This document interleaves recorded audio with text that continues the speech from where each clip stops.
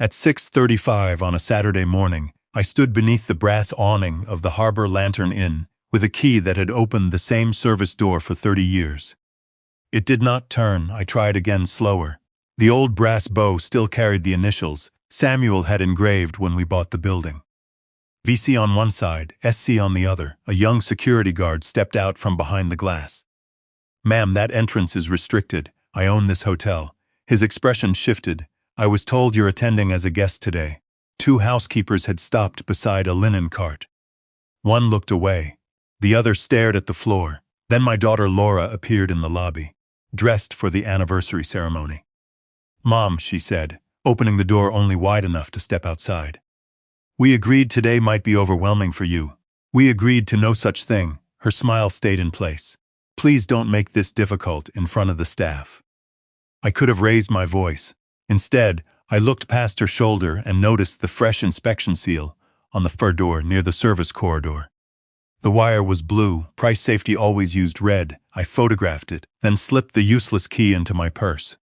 "Fine," I said. "I'll attend as a guest." The relief on Laura's face told me the locked door was not a mistake. If you've ever watched concern turn quietly into control, stay with me.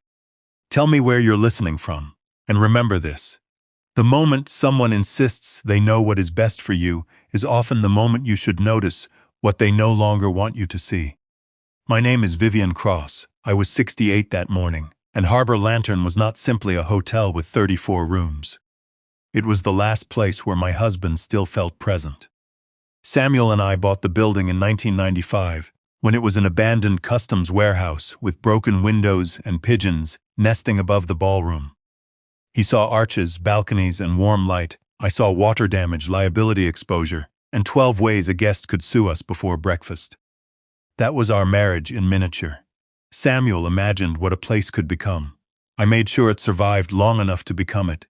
I had spent 36 years investigating commercial insurance claims.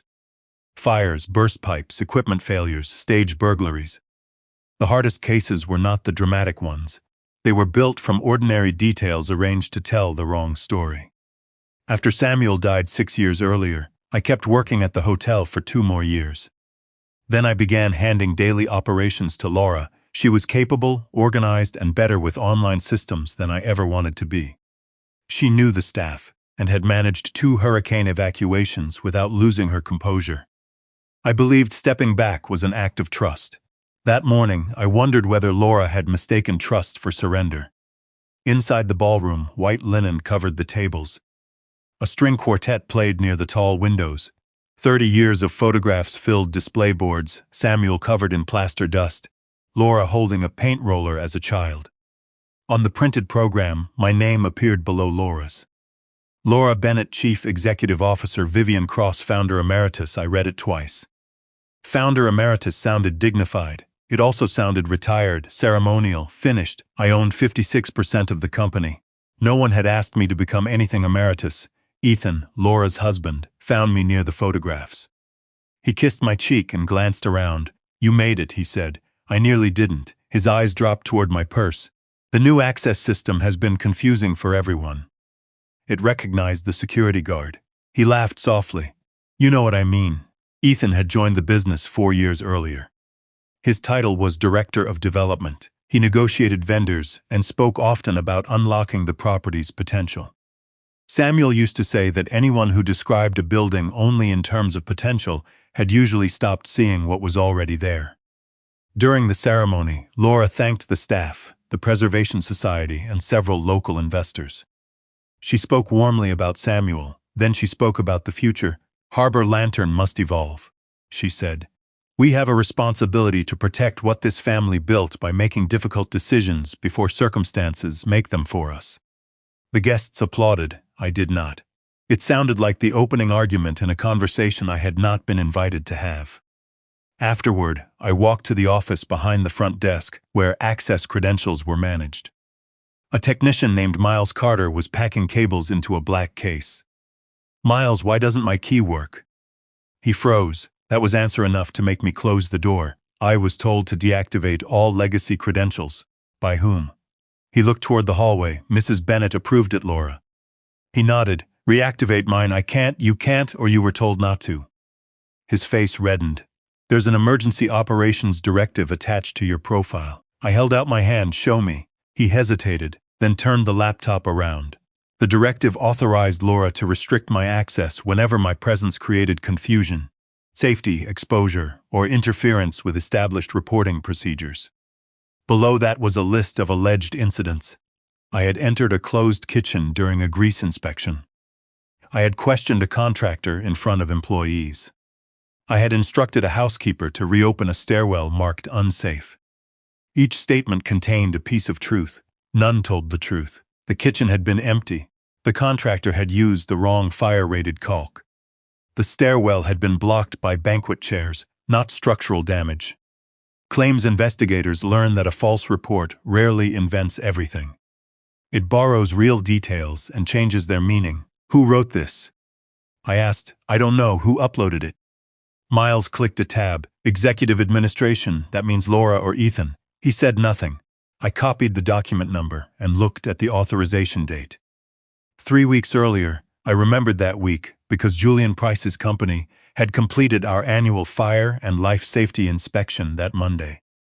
Harbor Lantern had passed, no emergency findings, no order restricting access, yet 48 hours later, someone had created a directive giving Laura power to remove me from the operational side of my own hotel.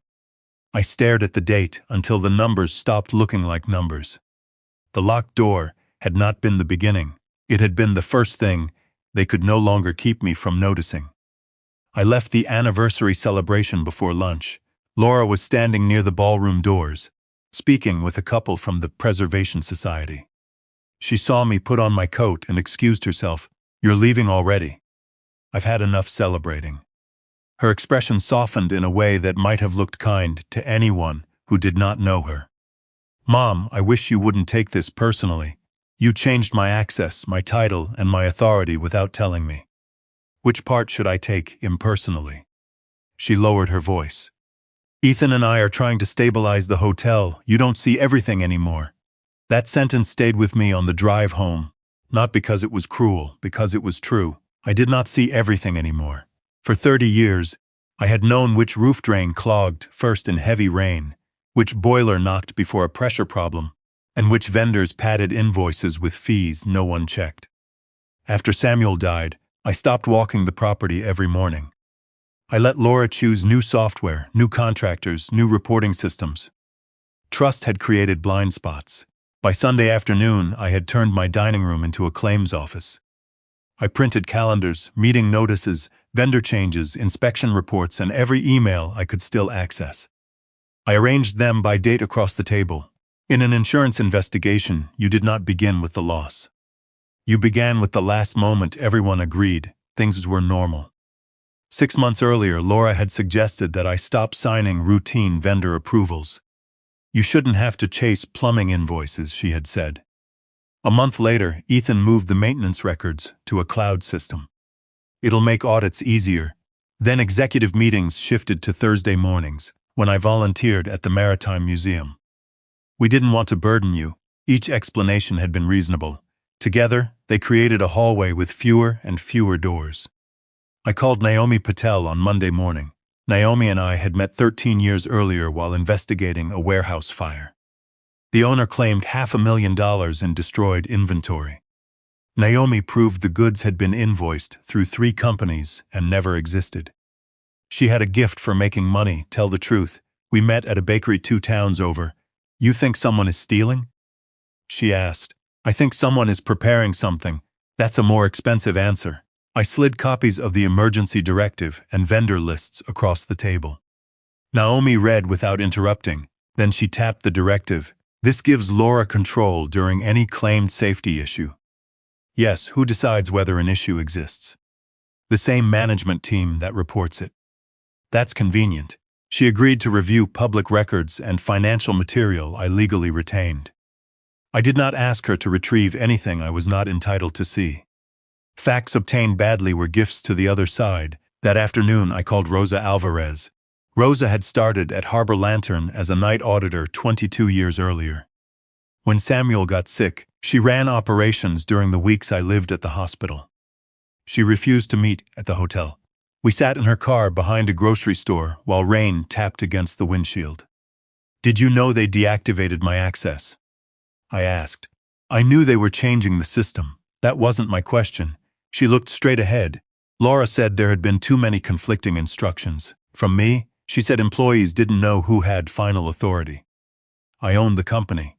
I know. Then why are you afraid to look at me? Rosa finally turned. She looked tired. My husband's dialysis changed last month. Our insurance is under review. I can't lose this job. My anger rearranged itself. Did Laura threaten you? No, the answer came too quickly. Rosa, she said, anyone creating disruption could put every job at risk. The language was careful. It left no fingerprints. I showed her the photograph of the blue inspection wire. Her face changed. Where did you get that? Service corridor. She handed the phone back immediately. I can't help you. Can't or won't. Her eyes filled, but she did not answer. Before she drove away, she said one thing. Check the loss runs. Insurance loss runs list reported claims and incidents over a set period. They are dull documents, which is why people underestimate them. Naomi obtained the authorized reports the next morning. For 12 years, Harbor Lantern had averaged fewer than 2 property incidents annually. In the previous 4 months, there were 6 water intrusion reports, 2 electrical faults, 1 fire control impairment. On paper, the hotel looked old, unstable, and poorly managed. But the dates bothered me. Every report followed a vendor change or inspection visit by no more than 72 hours. Real deterioration does not usually keep an appointment. Naomi circled several payments. 3 new contractors, she said, same registered agent, same mailing suite, who hired them. Ethan approved the contracts. Laura authorized the payments. The amounts were not enormous. That made them more interesting. Large theft attracts attention. Small invoices become background noise. Then Naomi opened a scanned fire system report. Price Safety Solutions appeared at the top. Julian Price's name appeared beneath it. I studied the certificate number. What? Naomi asked. Julian's numbers begin with the year, then the county code. This one doesn't. No, it begins with the property code. I called Julian. He did not answer. An hour later, he replied, I'm in inspections all day. What report are you referring to? I photographed the first page and sent it. His response came less than a minute later. That is not our certificate format. Do not forward this to anyone else until we speak. I was still reading when Naomi's phone rang. She listened, asked 2 questions, then covered the receiver. It's the insurance broker. They've scheduled a special renewal review. When? Next week. Why? Naomi looked at the loss runs because they think Harbor Lantern has developed a pattern of unmanaged safety failures. By Wednesday, I understood what Laura meant when she said I no longer saw everything. Someone had been building a version of the hotel I barely recognized, one accident away from disaster. And every document pointed toward the same conclusion. Harbor Lantern needed saving. That afternoon, I stopped at the county preservation office to request archived renovation plans. An architect named Calvin Moore recognized me at the counter. Mrs. Cross, he said carefully, I'm sorry the hotel is becoming private residences. For a moment, I thought I had misheard him. What did you say? His smile disappeared. I assumed you knew. I had not. Calvin Moore's office occupied the 2nd floor of the county preservation building. He closed the door before speaking again. I thought the conversion had been approved, he said. Approved by whom? He turned his monitor toward me. The file was labeled Mariner, Residences, Preliminary Adaptive Ruse. The first rendering showed Harbor Lantern from the river. The brick facade remained, so did Samuel's lantern-shaped sign, but the guest room windows had become private balconies. The ballroom had been divided into luxury residences. The rooftop, where Samuel once planned a garden, had become a members-only restaurant with glass walls. At the bottom of the page were the words, 18 exclusive riverfront homes. No hotel, no employees, no mention of the people who had carried luggage, changed linens, repaired boilers, or worked through hurricanes. When was this submitted? I asked. Concept review began 4 months ago, informal only, no permits yet. Who requested it? He hesitated. An entity called Tidewell Hospitality Group. The contact was Mr. Bennett. Ethan, Mrs. Cross, I'm sorry, I assumed this was a family transition. So did I. That was the first lie I told myself. I had spent days believing Ethan was guiding Laura toward a decision she did not fully understand. It was easier to imagine my daughter being influenced than to imagine her looking at Harbor Lantern and seeing an asset to be sold. I asked Calvin for copies of the public materials.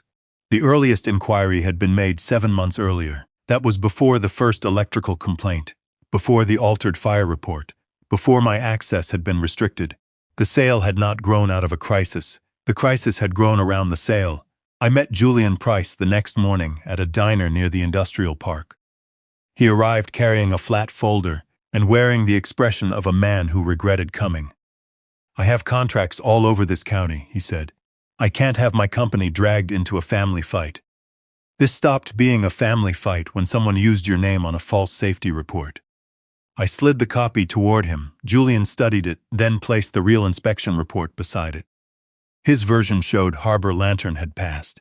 The other claimed deficiencies in the fire control panel, stairwell sensors, and emergency generator. "The signature looks close," I said.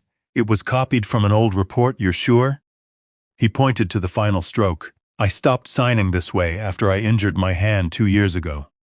"Could the listed equipment have failed after your inspection?" "Anything can fail, but this says we observed corrosion over several months." "We didn't." He tapped the certificate number. "This number is fabricated. Will you say that in writing?" His hand stopped. "I'll preserve my records. That wasn't my question." Julian leaned back. "Ethan Bennett controls more hospitality contracts than you realize. If he decides I'm difficult, I lose work." I understood fear. I had seen it in Rosa's car. "Then don't make a statement today," I said. "Just don't destroy anything." He frowned. "Why aren't you threatening me?" "Because frightened witnesses remember threats longer than facts." For the first time, he looked at me as an investigator, rather than an old woman with a family problem. Before leaving, he gave me one useful detail. The control panel listed in that report has a serial number. If it's real, the manufacturer can trace where it was sold. Naomi began that search while I returned home. By evening, she had mapped Tidewell Hospitality's public records. The company had been formed 8 months earlier. Its registered office was a rented suite used by dozens of businesses. Its president was Grant Holloway, a developer who had partnered with Ethan on a failed coastal lodge project. Tidewell had no employees, no operating history, no hospitality licenses in North Carolina. "It isn't a hotel company," Naomi said. "What is it?" "A transaction vehicle. For whom?" "That's what I'm tracing." The next morning, Laura called. "Mom, I heard you were at the preservation office." News traveled quickly when someone was watching where you went. "I needed old plans. You could have asked me. Would you have given them to me?" A pause. "This is becoming unhealthy. For whom?" "I'm worried you're misunderstanding preliminary discussions." "About turning 34 hotel rooms into 18 private residences?" Her silence lasted half a second too long. Then she said, "Nothing has been decided. Were you planning to tell me before or after the furniture was measured?" "That's unfair. Is it inaccurate?" Her voice hardened. "Harbor Lantern is facing serious risk. Insurance costs are rising. Repairs are rising. One storm could erase everything Dad built." Samuel entered the conversation exactly as I knew he would. "Your father built a hotel," I said. "Not an excuse. You're making this emotional." "It is emotional. That doesn't make it irrational." "We'll talk soon, Laura." She had not hung up yet. "Did you contact Tidewell?" Another pause. "Ethan has been exploring options." That answer was carefully narrow. I wrote it down exactly. "Ethan has been exploring options." By noon, the insurance broker sent a formal notice. Harbor Lantern's renewal was no longer routine. The carrier wanted engineering reports, maintenance histories, incident summaries, and corrective action records. If coverage lapsed, our loan agreement required replacement insurance within 21 days. Naomi read the covenant twice. If you miss that deadline, the lender can declare a default. They wouldn't foreclose immediately, no, but they could restrict the company or force a sale process. A forced sale would lower the price. A frightened family would accept the buyer already waiting. Tidewell, the structure was becoming visible, not complete, not yet provable, but visible. That afternoon, Naomi found a calendar entry in corporate materials I still had authority to access. Final transition proval scheduled 12 days from then. Attendees included Laura, Ethan, Tidewell representatives, outside counsel, and the lender's relationship manager. My name appeared at the bottom, Vivian Cross signature required. I called Laura. What is final transition approval? A contingency meeting. For what contingency? If the insurance situation gets worse. You scheduled a sale meeting before the renewal review. We're being responsible, you're being early. We don't have time to argue. She was right about one thing. We did not have time. The transition meeting was 12 days away. The insurance deadline was 21 days away. Someone intended to make sure the hotel was sold before anyone had the chance to prove it never needed rescuing. I called Laura the next morning and gave her the answer she wanted. I've been thinking, I said. Maybe I've held on too tightly. The silence on the other end was brief, but I heard the change in her breathing. What do you mean? I mean your father and I built Harbor Lantern for the family. Not for me to stand in the way of whatever comes next. Her voice softened immediately. Mom, no one thinks you're standing in the way. That was exactly what they thought. I'm tired, Laura, more tired than I've admitted. I know, she said it gently, almost lovingly. That made the deception harder, not easier. I'd like to understand the options, I continued. Without fighting, you don't have to handle the details. I'd still like to see them. A pause. Of course. I wrote the word down. After we hung up, of course, by noon, Ethan called. Laura had clearly told him I was becoming cooperative. He sounded cheerful. I'm glad we're moving toward the same goal. What goal is that? Protecting the family. He had learned Laura's language well. I told him I wanted to attend the next vendor meeting. That one's highly technical, he said. No reason for you to sit through equipment specifications. I investigated commercial losses for 36 years. Exactly. You've done enough of that. The answer came wrapped in admiration, the door still closed. The next day, I asked Laura for the insurance review file. I'll send you a summary. I'd prefer the complete file. There are hundreds of pages. I know how pages work. She laughed lightly. Mom, you don't need to prove anything. Again the concern, again. The removal. I asked to join their meeting with Tidewell. Ethan answered this time. We're not at the stage where ownership needs to be involved. I am ownership. I meant emotionally. I let the silence remain long enough for him to hear what he had said. Then I answered. I understand. He relaxed. They both did whenever I stopped resisting. Naomi warned me not to perform weakness too dramatically. People believe what confirms their expectations, she said. You don't need to become helpless, just become agreeable. So I became agreeable. I asked simpler questions. I let Laura repeat instructions. I pretended to forget which meeting had been moved. Every time she corrected me, I watched her confidence grow. Within 4 days, she began discussing the transition as though my approval were only a matter of paperwork. The new owners may preserve the ballroom, she said over lunch. They're still evaluating, and the staff. They'll retain essential positions. How many are essential? Her fork stopped halfway to her mouth. That hasn't been finalized. I nodded as if the answer satisfied me. It did not. That evening, my granddaughter Sophie came to my house, carrying a portfolio almost as large as she was. She was 16 and had inherited Samuel's habit of seeing buildings as living things. I'm applying to a summer architecture program, she said. Mom says it's too competitive, but Grandpa would have made me try. He would have filled out the application before you finished that sentence. She smiled and spread her sketches across the dining table. Most were of Harbor Lantern, arched windows, the river facade, the abandoned rooftop Samuel had always intended to turn into a garden. One drawing showed the roof enclosed in glass. That's different, I said. Sophie leaned closer. I based it on one of Dad's renderings. My fingers went still. Which rendering? He had them open on his laptop. I thought they were for renovations. She pulled a folded sheet from the back of her portfolio. I printed this because I liked the staircase. The page showed a polished interior I recognized as our ballroom, divided into private living spaces. In the corner was the Mariner Residences logo. Sophie watched my face. Grandma, did your parents give you permission to print this? No. Dad leaves his office unlocked. I folded the page carefully. Then you shouldn't take anything else. But this is the hotel, I know. Are they selling it? I looked at her across the table. Children are often pulled into adult conflicts because adults want witnesses more than they want to protect them. I'm still learning what they intend to do. Mom knows? I believe she does. Sophie's face tightened. She told me the roof garden might finally happen. It still might, as part of apartments.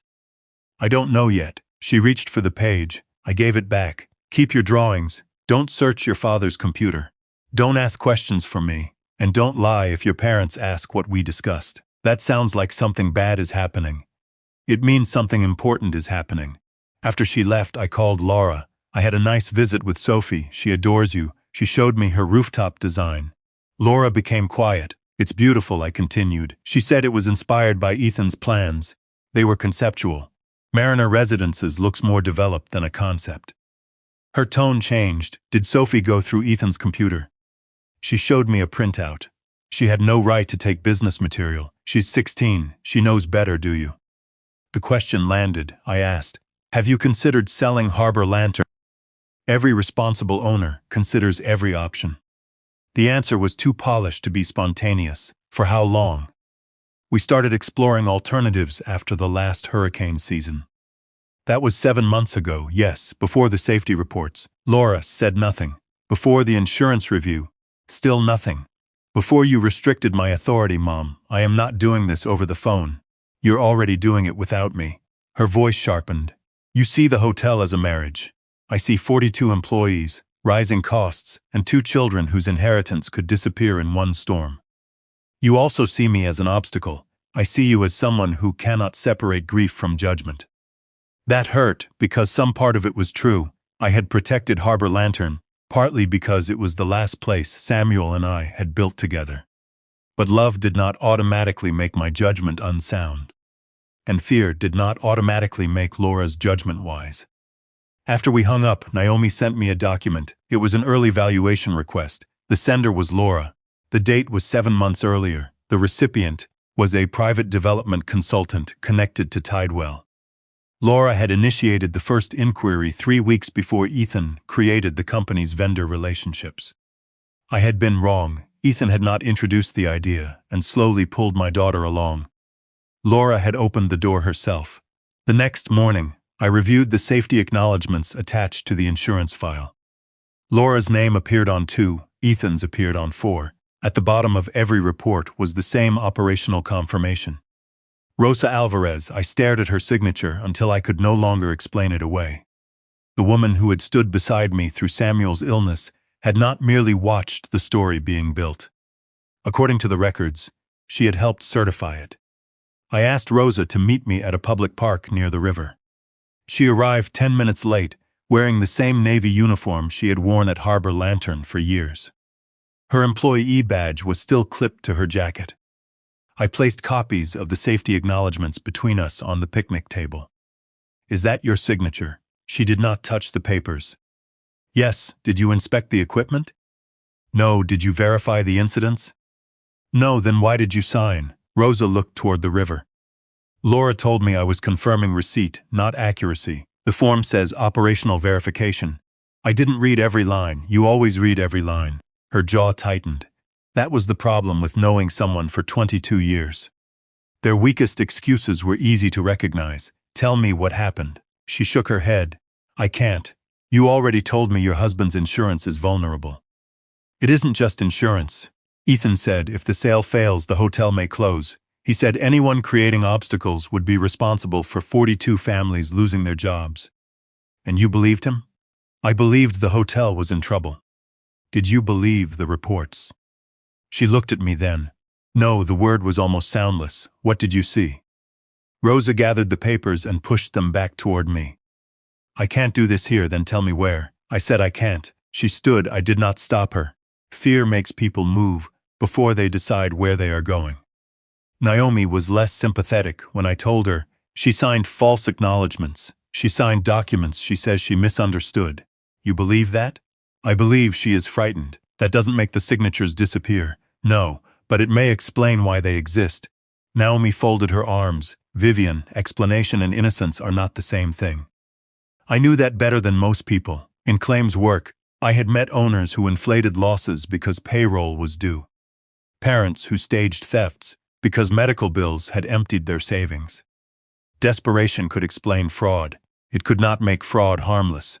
Naomi spent the rest of the afternoon tracing the contractors connected to Ethan. At 4:15, she called one of them directly. She identified herself as a forensic accountant reviewing vendor records on behalf of an owner. The contractor answered 3 questions, then ended the call. 20 minutes later, Ethan called me. His tone was pleasant. "Mom, are you hiring people to investigate the hotel?" "I hired someone to review documents." "Without informing management?" "I am the majority owner. You keep saying that as if ownership means you can create panic." "What panic?" "A vendor just called. He thinks he's being accused of fraud, is he?" "I don't know what Naomi told him, neither do I." Ethan exhaled. "This is exactly why Laura restricted your access. You don't understand how fragile the situation is. Then explain it to me." "We've tried." "No, you've summarized it." He became quiet. "Stop contacting vendors." "No." The politeness left his voice.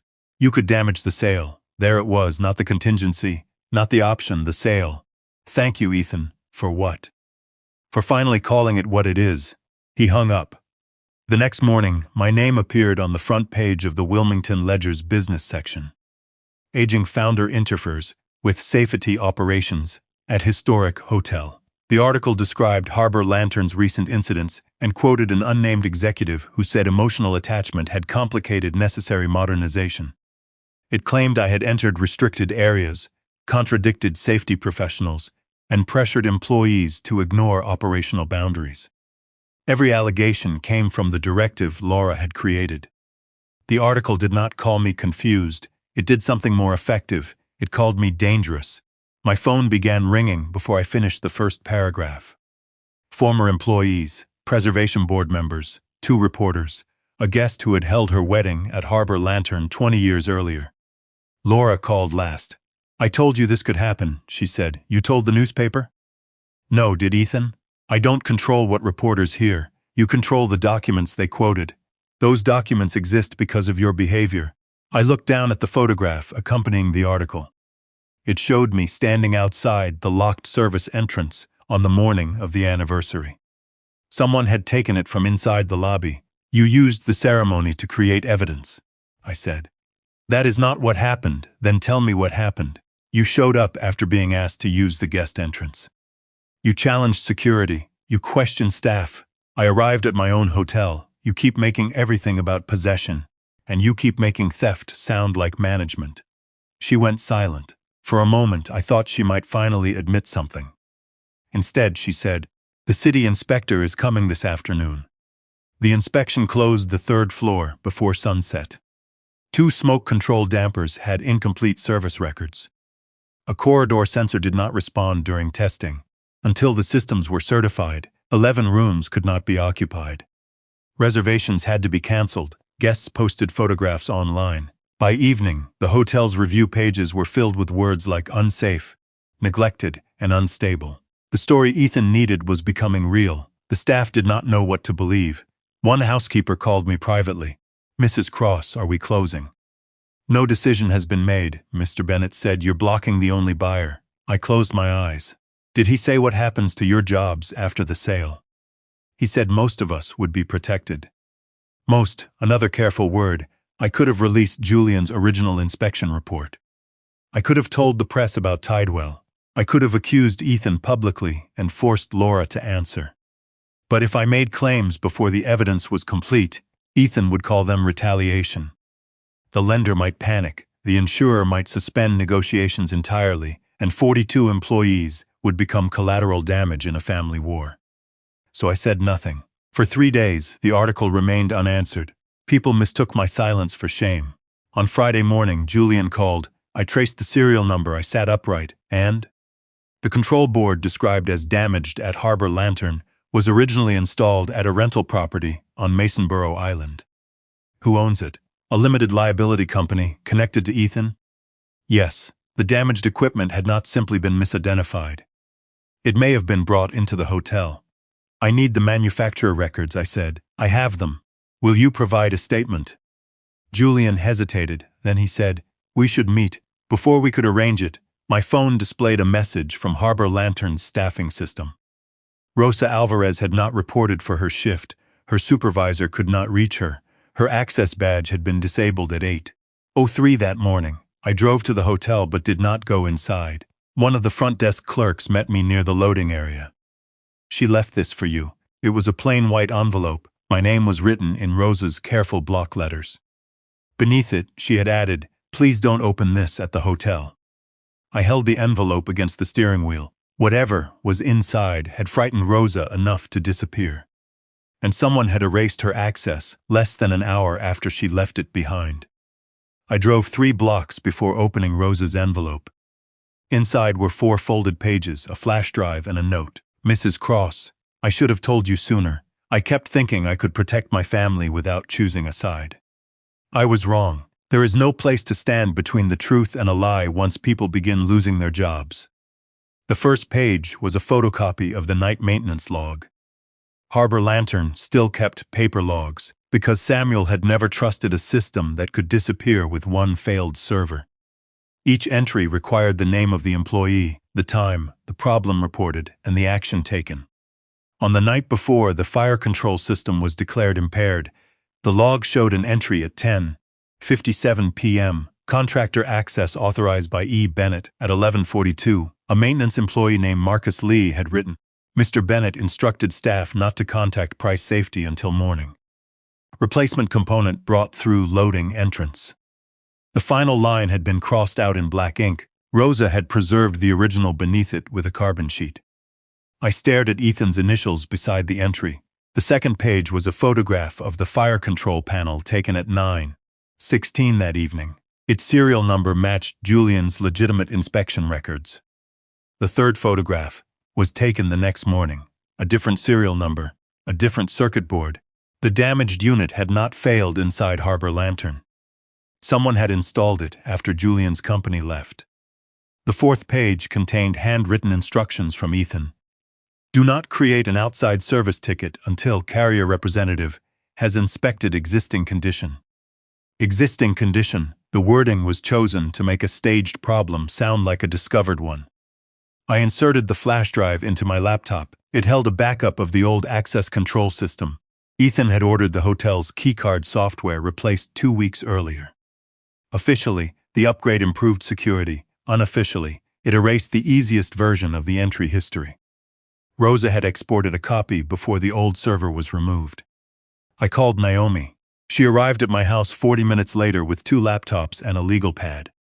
We opened the log together at 11:48 p.m. Ethan's executive card entered the fire control room. At 11:49, a temporary contractor credential followed. At 12:17, both cards exited. The next employee entry occurred at 5:54 the following morning, when a maintenance technician reported the system fault. Naomi leaned back. "This gives us opportunity. The photographs give us the switch. The financial records may give us motive. And Julian gives us the real inspection." None of it stood alone. Together it formed a chain. That mattered. A single suspicious document could be called a misunderstanding. A single false report could be blamed on clerical error. A single vendor connection could be coincidence. But timelines have little patience for coincidence. I called Julian from Naomi's phone. He agreed to meet us at his office after closing. His warehouse smelled of metal, cardboard, and electrical insulation. On a workbench, he had placed 2 control boards side by side. The first matched the equipment originally installed at Harbor Lantern. The second matched the serial number in the false damage report. Julian handed me manufacturer records. The damaged board was sold 6 years ago to Masonboro Coastal Holdings. Naomi checked her notes. "Ethan owns that company through another LLC. Julian nodded. "I serviced that property once. The board was removed after saltwater corrosion. It should have been discarded. Could it have reached Harbor Lantern accidentally?" I asked. "No. Could a contractor have confused the two?" "No. Could the hotel's working board have failed and been replaced with this one as a temporary measure? Not by anyone following basic safety procedure." He looked from Naomi to me. "I'll sign a statement. What changed your mind?" Julian rubbed his injured hand. "My name is on a report saying I ignored corrosion for months. If I stay silent, I'm not protecting my business. I'm letting someone else define it." I understood that feeling. The next morning, Naomi traced the last part of the financial structure. Tidewell Hospitality had granted Grant Holloway an option to acquire 30% of the company after closing. Grant's consulting agreement required him to transfer half of that interest to a development entity if the conversion project received approval. The development entity belonged to Ethan. Laura's name appeared nowhere. She knew about the sale. Naomi said, "But I don't see evidence she knew Ethan would become an owner." She knew enough to remove me. Yes, I did not need Naomi to soften it. Laura had opened the door. Ethan had decided how much he could carry through it. At noon, Rosa called from an unfamiliar number. Her husband had been admitted to Duke University Hospital after complications during dialysis. She had left Wilmington before dawn. "Ethan disabled my badge," she said. "He knows I copied something. Are you safe? Yes, is your husband?" For now, her voice broke on the last two words. "I'm sorry, Mrs. Cross, for what?" "For waiting until the danger reached my own door." I looked at the papers spread across my table. "Will you testify about the log?" Rosa was silent. "If I do, Laura will fire me. She may. My insurance ends with the job." "I know. You can't promise to protect me?" I could have told her what she wanted to hear. I could have promised her position, benefits, and safety. But a promise made to purchase courage was another form of control. "No," I said. "I can promise that the truth will be preserved. I can promise you won't stand alone. I cannot promise it will cost nothing." She breathed slowly, then she said, "I'll be at the meeting." After we hung up, I called Laura. "I've reviewed the transition materials," I said. Her voice became cautious. "And?" "I'll attend the final approval. Are you prepared to sign?" "I'm prepared to listen," she exhaled. "That's all we've been asking. I have one condition." "What?" "The lender, insurer, Tidewell, Preservation Council, Price Safety, and Operations Management must attend." "That's unnecessary. Harbor Lantern receives historic preservation benefits. Any transfer affects insurance, lending, and use restrictions. I won't sign unless every party confirms the same facts in the same room." Laura hesitated, then Ethan's voice came faintly through the phone. "Agree to it." Laura returned. "Fine." The meeting was set for Monday morning in Harbor Lantern's ballroom. The room where Samuel and I had opened the hotel. The room where Laura had married Ethan. The room Tidewell planned to divide into private residences. When I entered, 12 people were already seated around a long table. Rosa's chair was empty. Julian sat beside the insurance representative. Naomi waited near the lender's counsel. Laura did not meet my eyes. Ethan stood at the head of the table with a presentation screen behind him and a thick contract in front of my seat. He smiled as though the last 3 weeks had ended exactly as he expected. Then he placed a silver pen on top of the signature page. "All we need," he said, "is your signature." I left the pen where Ethan had placed it. "Before I sign anything," I said, "I'd like to hear the full rescue plan." His smile widened. "That's exactly why we're here." He dimmed the ballroom lights and began his presentation. The first slide showed a storm surge map. The second listed rising insurance costs. The third displayed photographs of the damaged fire control board, the closed third-floor corridor, and the article calling me an obstacle to safety. By the fourth slide, Harbor Lantern looked less like a hotel and more like a patient whose family had waited too long to authorize surgery. Tidewell is prepared to assume the debt, fund immediate repairs, and preserve the historic exterior, Ethan said. Without this transaction, closure is a real possibility. Grant Holloway, Tidewell's president, nodded gravely. Laura sat beside Ethan with her hands folded. "The employees?" I asked. Ethan changed slides. "Tidewell intends to retain essential staff during the transition." "How many?" "That will depend on operational needs. Will the hotel remain open?" Grant answered this time. "The property will be repositioned as private residences." No one spoke for several seconds. Then Ethan said, "The final use will maximize long-term value." I looked toward the lender's representative. "And your institution supports this?" "We support a timely resolution to the insurance deficiency," he said. "We have not endorsed a specific buyer." The insurance representative leaned forward. "Our renewal decision is based on the safety documentation provided to us." "Good," I said. "Then let's begin there." Ethan glanced at Laura. "I thought you wanted to hear the proposal." "I did. Now I want to understand the facts supporting it." He gave a small laugh. "Vivian, This isn't a deposition. No, depositions take longer. Naomi slid a folder toward me. I did not open it yet. Instead, I looked at Julian. Mr. Price, did your company inspect Harbor Lantern on March 8th? Yes. What was the result? The hotel passed its annual fire and life safety inspection. Ethan interrupted. The system failed later. That is what the report says. Julian replied. What report? I asked. Ethan pointed toward the screen. The impairment report from Price Safety. Julian placed 2 documents on the table. This is the report my company issued. Then he placed the second beside it. This is the document submitted to the insurer under my company's name. The insurance representative pulled both toward her. They're different, yes. Is that your signature on the impairment report? No. Ethan leaned forward. Are you accusing someone here of forgery? Julian looked at him. I'm saying my signature was copied from a document issued 2 years earlier. The room became still. Laura turned toward Ethan. You said Julian's office confirmed the report. They did. Julian answered before Ethan could continue. No one from my company confirmed it. I asked the insurance representative to read the serial number listed for the damaged control board. She did. Then Julian's presented the manufacturer's record. That board was sold 6 years ago to Masonboro Coastal Holdings, he said. It was removed from service because of saltwater corrosion. Grant frowned. What does that have to do with Harbor Lantern? Naomi opened another folder. Masonboro Coastal Holdings is controlled by an entity owned by Ethan Bennett. Laura's head turned slowly. Ethan did not look at her. He looked at me. You've spent weeks building a conspiracy out of routine records. Then routine records should clear this up. I asked the hotel's technology contractor to display the archived keycard log. Ethan stood. That system was replaced because it was unreliable. The replacement does not erase the backup.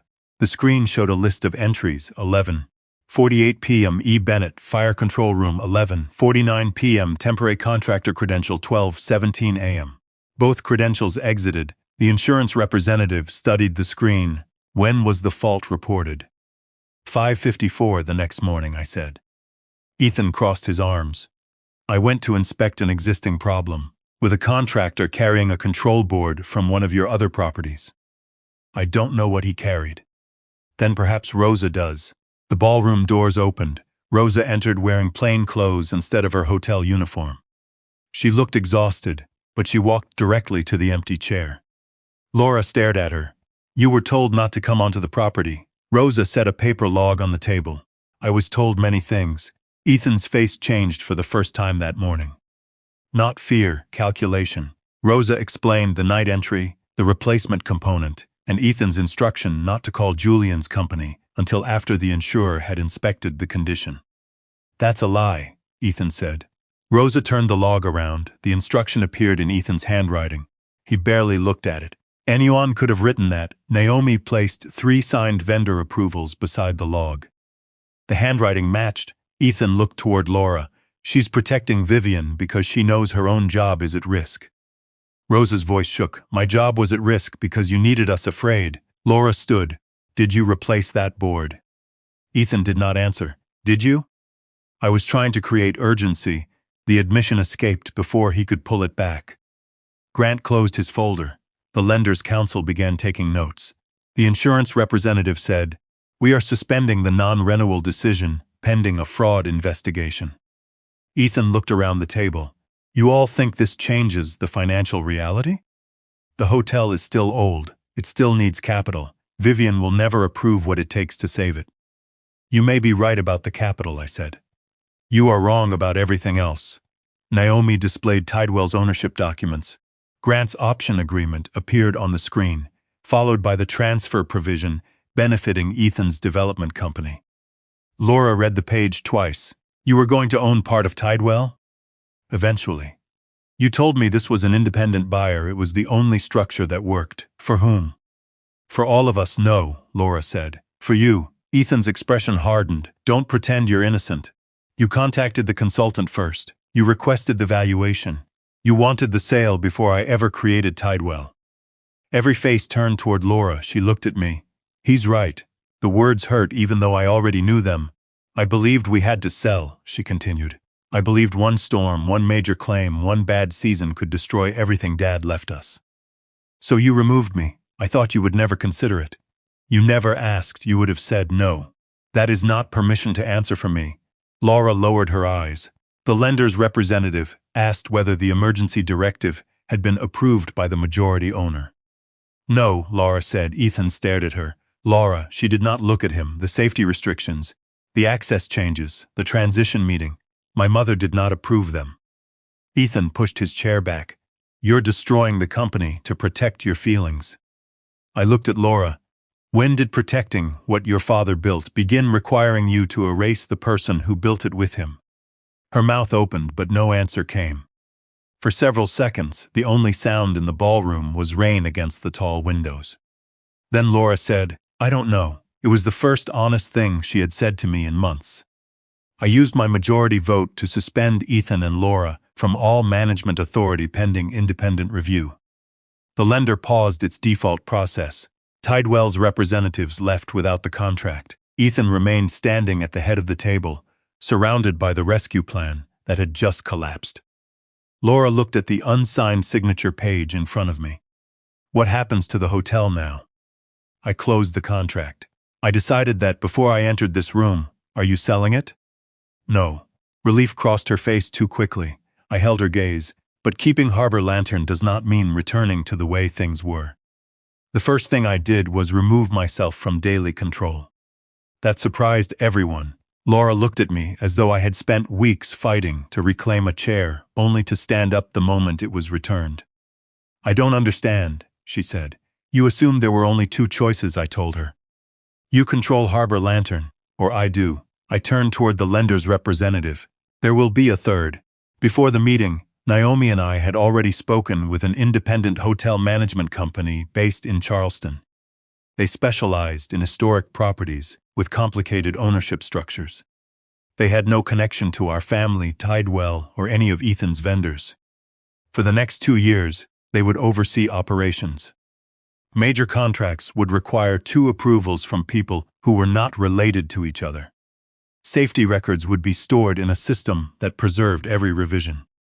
No executive could deactivate an owner, manager, or department head without written review from independent counsel.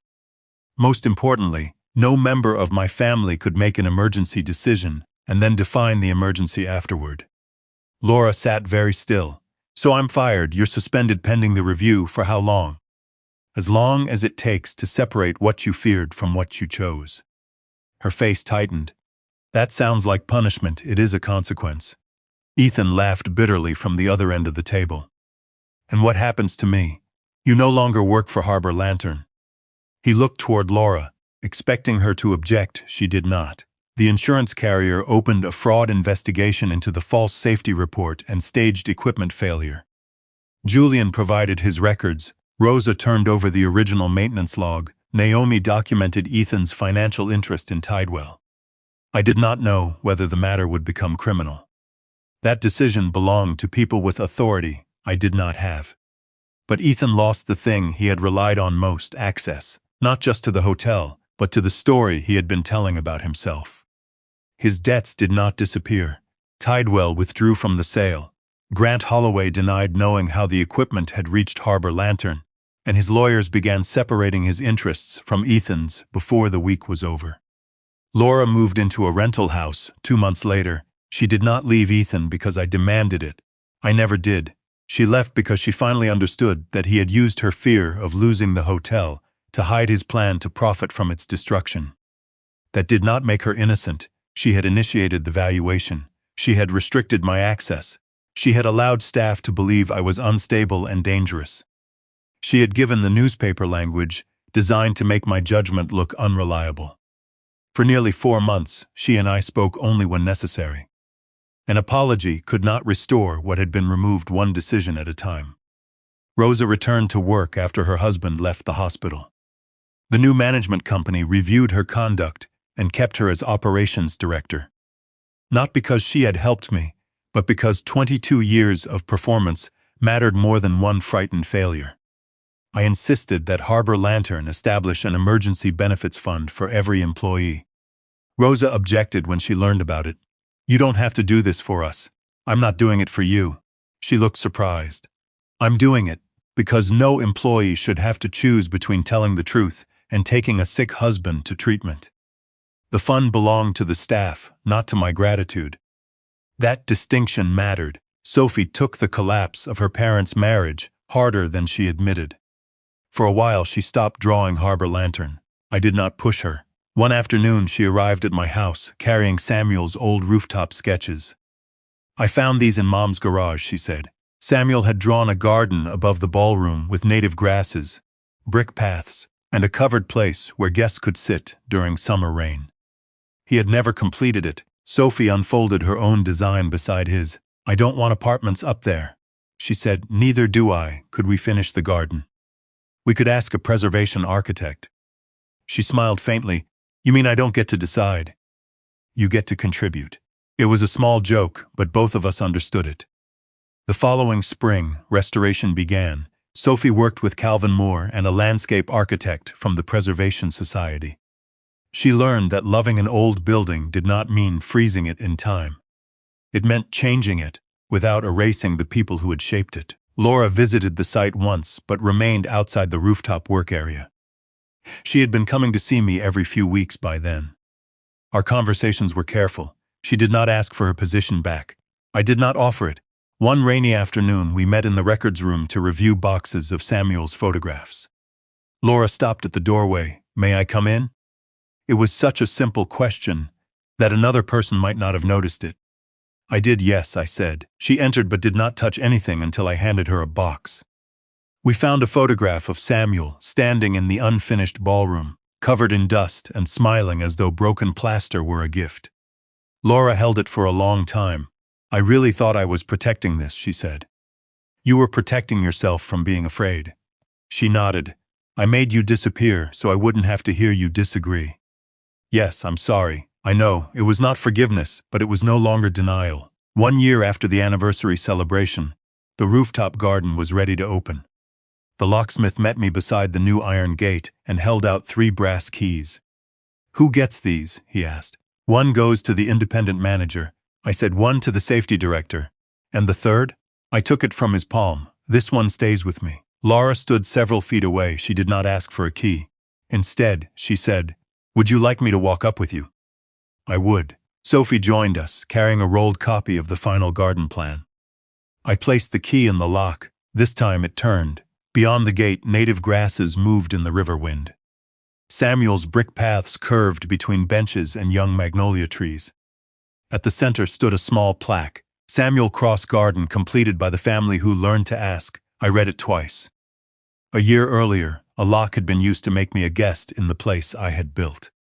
Now the key in my hand did not mean I controlled every door. It meant no one person ever would again. Laura stood beside me, not in front of me. Sophie unrolled the plans and began explaining what still needed to be planted. Below us, Harbor Lantern's windows reflected the afternoon light. The hotel was not saved because I took everything back. It was saved because we finally built a structure stronger than trust alone. Love may inspire people to protect one another, but without respect, protection becomes permission no one was ever given. And a family does not heal by pretending the locked doors never existed. It heals when everyone learns to knock.